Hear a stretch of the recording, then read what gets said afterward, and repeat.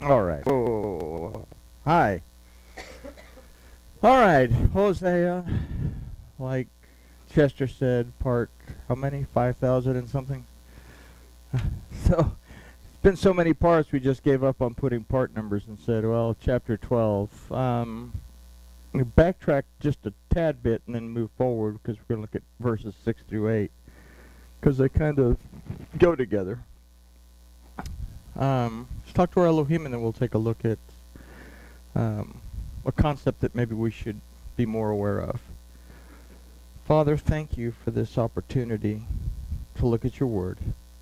Thank you for this opportunity to learn to grow closer to you, to be more aware of you. We ask that you'll open our eyes, open our ears, and open our hearts so we can see, hear, and understand what your word tells us. And we thank you in the name of Yahushua. Amen.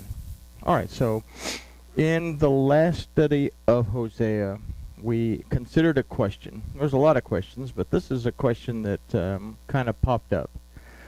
What is it that deceives us subtly so Elohim ceases to prevail in our lives to the point that we're wrestling against him and are in rebellion against our Elohim? Especially when we're not even aware of it, is something else that we need to consider in that. We say and consider ourselves to be Torah observant Talmudim, students of Yahushua HaMashiach, and we consider this idea as to who we are from verse 1 that says, Judah continues to be ruled by Elohim and towards the set-apart one who is faithful. So we look at ourselves and I say, yes, Elohim rules my life and I'm still moving towards my Elohim, but there's something more that we have to consider. In this verse we can consider that in gratitude and praise we continue to be governed by Yahuwah our Elohim and are moving towards him by also setting ourselves apart to him. Yet the question, what is it that deceives us subtly that Elohim ceases to prevail in our lives to the point that we're wrestling against him and are in rebellion against our Elohim, is still one that we have to wave as a banner in front of our eyes. We have to be aware of when we go sideways. When the Satan manipulated the serpent in the garden, he didn't lie to the woman. He spoke the truth. And if we look at Bereshis, chapter 3, we're going to find that there's nothing that the serpent said that was a lie.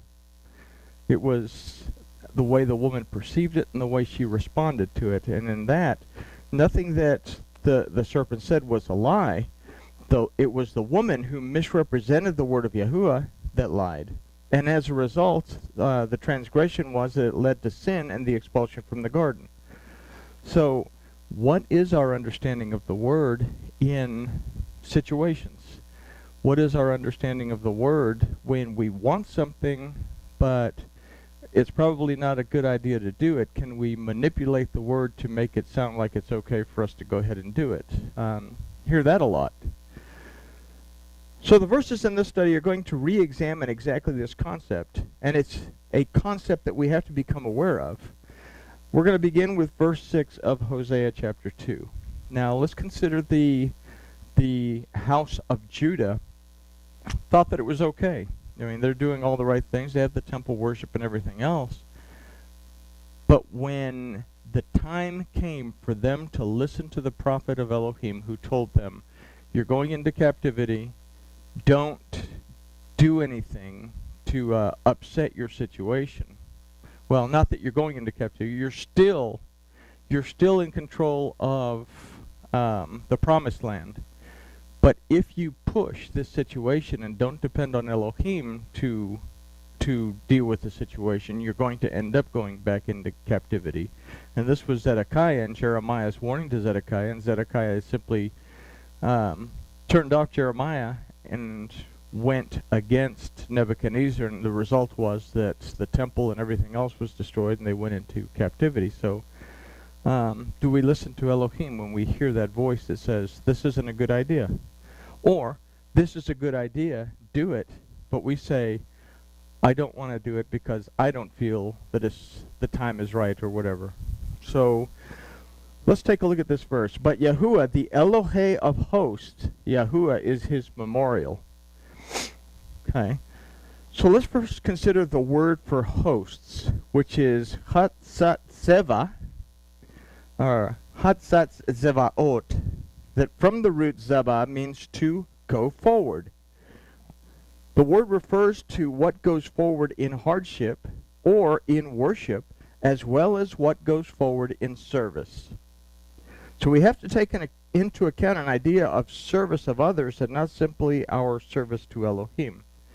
The title Elohe comes from the root El, that from the primitive concept, and this is the Paleo-Hebrew, the head of the bull and the shepherd's staff, means strength or power of guidance or leadership. The strength of the shepherd is what we're looking at.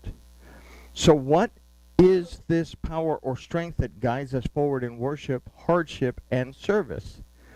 Is it our point of view, or is it Yahuwah, our Elohim's point of view? So let's consider the phrase Yahuwah is his memorial.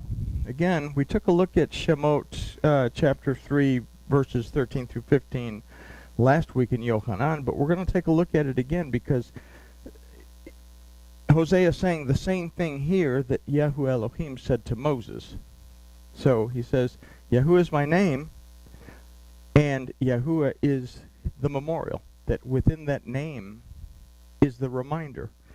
And we begin in Shemot. It says, And Moses said to Elohim, Behold, when I come to the children of Israel, and shall say to them, The Elohe of your fathers has sent me to you, and they shall say to me, What is his name? What shall I say to him? And Elohim responds back to Moses and says, I am that I am. And he said, This is what you will say to the children of Israel. I am has sent me to you. So we have this phrase, I am that I am. That's the most popular translation that we have of this, is Eye Esher Eye, which more specifically means I will be what I will be. And we could actually define that down to I will be what you perceive me to be. Okay? So I say that I believe that Yahuwah Elohim exists, but when something comes up, whether it's good or bad, I go to guns because I'm the captain of the ship and I choose what I'm going to do because I don't really have to prayerfully consider anything. I just jump into it, as opposed to I will be what you perceive me to be. And if I perceive him to be absent, then that's exactly what Elohim is going to be, is absent. If I perceive that he is present in the situation, then I have to say, okay, Yahuwah my Elohim, this is the situation, this is what I see, what do you see, and what do you recommend? And then I sit down with my tea and my crumpets and I wait for the answer to come along. So Yahuwah follows up this last statement, or wait, we go back to the next verse that says, and Elohim then said to Moses, You will say to the children of Israel, Yahuwah Elohe of your fathers, the Elohe of Abram, the Elohe of Yitzhak, and the Elohe of Yaakov, has sent you, or has sent me to you. This is my name forever, and is my memorial to all generations. So we've just read that it says, Yahuwah the Elohe of your fathers, Yahuwah is his memorial. So it's a reminder that something within this I am that I am idea is what we have to keep in mind. So Yahuwah follows up this last statement to Moses by reminding him of his name. And we have to understand that in the time of Moses, when Elohim wrote the commandments on the stones, he didn't write it in this wonderful imperial Aramaic that we have that they got when they finally got out of captivity after their time in Persia and everything else. They were still writing this Proto-Sinaitic, or it's easier just to say Paleo, but it's not really Paleo because it precedes Paleo even. That we look at this, and again up here we have it still, that we have the Yod that sends the strength of the arm. We have this little guy waving his hands to get your attention for the Hey, that means pay attention, behold. We have the Uah, that is nowadays is a Vav, that is a nail, and again the guy waving his hand. So what we came up with this is that the strength of what we perceive is attached to our perception. In other words, what we see, what we believe, is what will be. I will be what you perceive me to be. The very name of Yahuwah Elohim serves to remind us that our lives and our relationship to Him in our lives is based on the power of our perception in all things at all times. Do I believe that Yahuwah Elohim exists? And if I say I believe that Yahuwah Elohim exists, to what extent does my belief go? Does it stop at the end of Torah Tuesday or Erev Shabbat service, or if people are attending Sunday services, does it stop at the end of their Sunday service when the pastor stops bumping his gums? Then I go home and, well, now I'm in charge because Elohim has existed for the period of time that he has to exist. Now it's my turn to exist.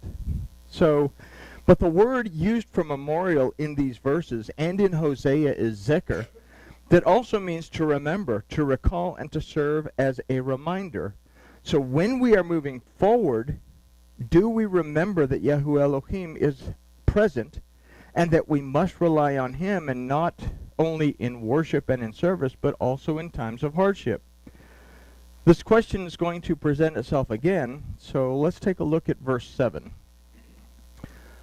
Therefore, turn to Elohecha, keep mercy and justice, and wait for Elohecha continually. So first we have to take into account that the title Elohecha is used in this verse. This title for Elohim means your Elohim, but this is a personal and intimate your. Okay, it's talking directly to us as individuals. It speaks directly to us. Oh, there we go. I just said it. The verse begins with ve'ata. That means and you.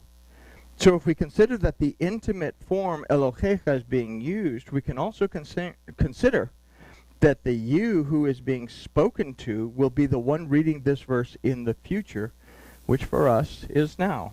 We don't read the prophets to understand that Babylon is, about to take us all into captivity. We read it to get the encouragement today so that Babylon won't take us into captivity in a spiritual sense. So this verse, then, when we turn the page, we must consider is speaking to each one of us as individuals, and not just a message to the southern house of Judah. We as individuals must turn to Elohecha. We have to be able to develop this intimate relationship with our Elohim. The word used for turn is tashuv, that comes from the root shuv, that means to turn back to or to return to. Now, note that the first use of Elohecha in this word is be-Elohecha. And the bait shouldn't be used to say to. Okay? This would be the prefix lamed that would say to or towards. If we have a bait here, it means in or into. And this should say turn in or into Elohecha. So now I'm turning into my Elohim. I'm turning into Yahuwah. I'm turning into the power that can bring me redemption, deliverance, restoration, healing, and rest. It's my choice to recognize that and turn into it. Let's take a moment to look at the words spoken by Paul at Acts 17:27 and 28. We keep going back to this, but these are so important for us to understand that it's not bad to look at it a few extra times. 27 is a very important statement. It says that they should seek Elohim, if perchance they might seek to feel Him and find Him, though He is not far from each of us. Do I recognize that Yahuwah Elohim is present? Do I seek to find that presence? Or do I ignore the fact that Yahuwah Elohim exists in every second and every inch of space that I occupy, because He's simply just a little old man that's sitting on some throne in some place called heaven? Okay? Because if I feel the presence of Elohim and I know that He's present, then 28 says, for in Him we live and move and have our being. as certain even of our own poets have said, for we are also his offspring. He brought creation into being from himself. Everything that is created from Elohim. We are created from Elohim. We are the children of Elohim. Okay? What we have to take into account is that we must seek to turn into our Elohim and realize that it is within him that we exist. And that it is within him that we exist not only in times of joy and worship and service, but we exist within him during difficulty as well. I don't simply exist within Elohim when I am at church in praise and worship. I exist in Elohim when I step out of the car to drive to Walmart to buy soap. Okay? I am always in the presence of my Elohim, and I'm always moving within my Elohim. Okay? The strength of our perception of our presence within Yahuwah our Elohim is attached to our perception of the world around us, for good or for bad. When we're moving forward, do we remember that Yahuwah our Elohim is present, and that we must rely on him not only in worship and service, but also in times of hardship. And it's interesting that, and I'm probably jumping way ahead of myself, but when things go bad, we forget that Elohim exists. And when things get really, really good, we forget that Elohim exists. So it is in this idea that we are able to truly keep mercy and justice. We keep a balance. The word used for wait is kaua, that aside from to wait also means to have an expectance. To have an expectation, not an expectance, an expectation. This word more specifically means to bind to. We're not simply to wait on Elohim, we are to recognize that we exist within him and bind ourselves to him with an expectation that he is not only present with us, but that he will act in our best interest according to his point of view. Is what we perceive as hardship or difficulty really a blessing that we do not perceive from our carnally minded point of view? When we come into some difficult situation, is it actually something that's going to help us in the long run, but it's kind of a drag because I don't want to go through this difficulty? Am I looking at it from my point of view, or am I looking at it from Elohim's point of view? Why is this happening? What can I learn from it? And Yahuwah Elohim, what do I need to see within this? And actually we should reverse that. Yahuwah my Elohim, what should I see from this? What can I learn from this? And what do I need to do regarding this? Okay. The word for continually is tamid. That also means in a way that is not interrupted. In a way that is not interrupted. Do we take a break from our Elohim when things are not going the way we want them to go? Or worse yet, when everything goes smoothly? Do I step away from my Elohim? Do I interrupt? Is my perception of my Elohim interrupted in my life? I perceive him during these periods of time, and I may have a slot open on Saturday between 2 and 4, Elohim, if you want to show up for that appointment, but you have to leave immediately after because I have a lot of things I need to accomplish in my life that I am God in.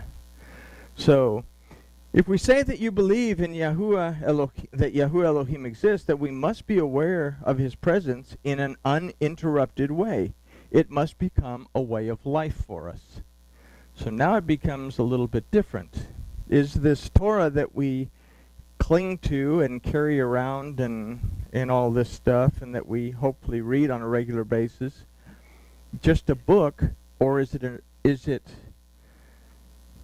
the conditions or the instructions on how to live a way of life that keeps us connected without interruption with our Elohim?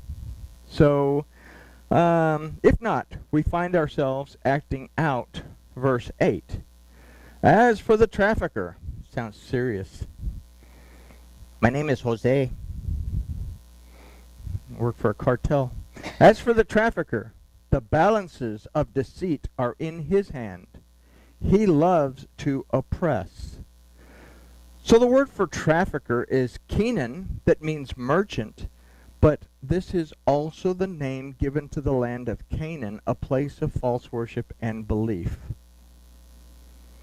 The root of this word is kana, that can mean to be humble, but it can also mean to be brought into subjection, to be subdued, and to be humiliated. So there's a positive and the negative side to everything. And even considering this idea of a merchant as opposed to false worship and belief. What am I peddling? What is the product that I'm selling? And what is the product that I'm selling to myself? Because ultimately I'm my best customer. So here's where we have the choice to perceive, discern, and understand where we are in our relationship with both our Elohim and his word.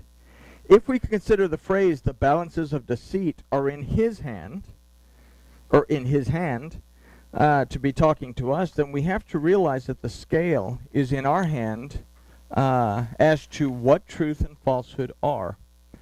We have to be able to weigh what is truth and what is falsehood. And we have to be able to weigh truth without distorting the truth to make it work for us or even against someone else. Okay? So recall, the serpent did not lie to the woman. She misinterpreted the word of Elohim, and as a result became separated from him.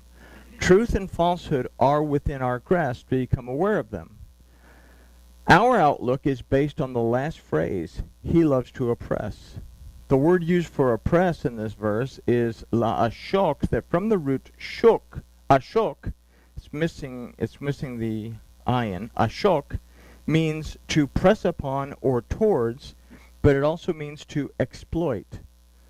The word used for deceit is mirah, that also means to delude and to beguile. How do we view difficulty in our lives? Do we humble ourselves and seek to learn from it? Or do we see it as something that presses on us, something that we can exploit to gain sympathy from others, and under our own delusion of humility beguile ourselves and others into seeing our problem from a false and manipulated point of view because we seek to look good? Facebook is great for this. I can make myself look like the best person in the world on Facebook and be absolutely going through the most miserable thing in my life. But it's the same thing. I can come here and I can put on a false humility to make myself look good in front of people even though everything is falling apart. Or I can come in here and try to trick everyone into feeling sorry for me. And we see this happen often when people come in and they try to make you feel sorry for you in order to get something out of you. So how do they manipulate you? Do we manipulate others in the same way? We have the scales in our hands to balance.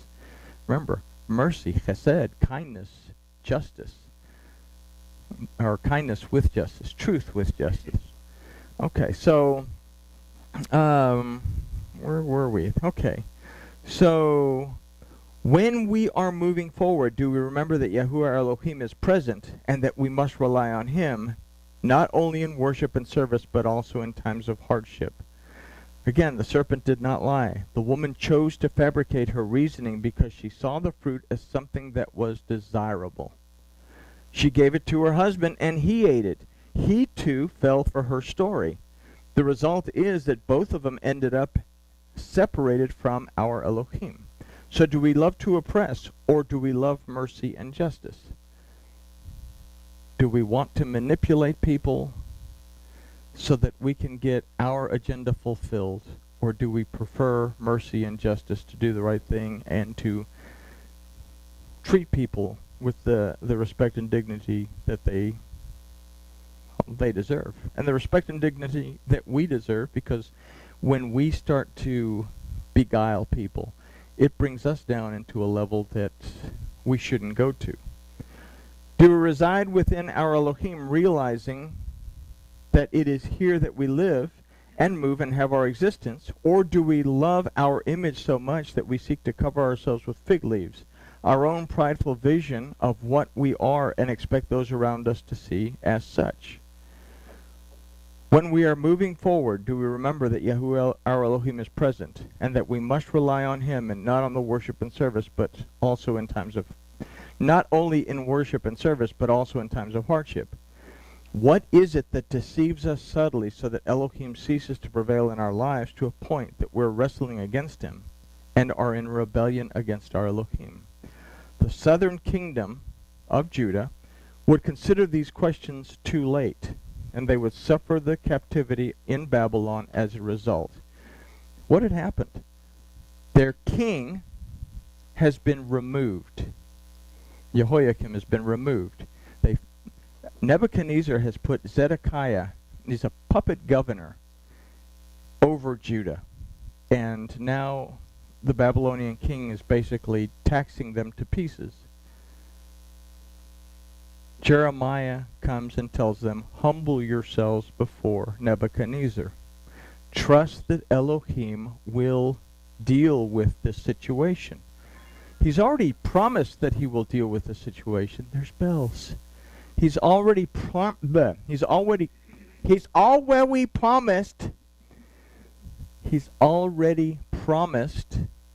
he will deal with it, because he said that from Persia is going to come a deliverer. Okay? Cyrus is coming. All you have to do, Zedekiah, is sit still and wait it out. Be loyal to me. Humble yourself before Nebuchadnezzar. Humble yourself and the people, and wait for Elohim to send Mashiach.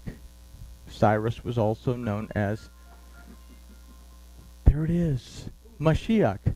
Cyrus was also known as Mashiach. He was the anointed of Yahuwah. Even though he wasn't Yahudim, he was still the one that Elohim had chosen to free the children of Israel from the bondage of Babylon.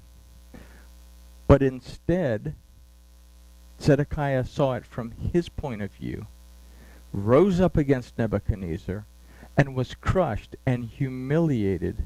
And the result was that the children of Israel were taken into captivity.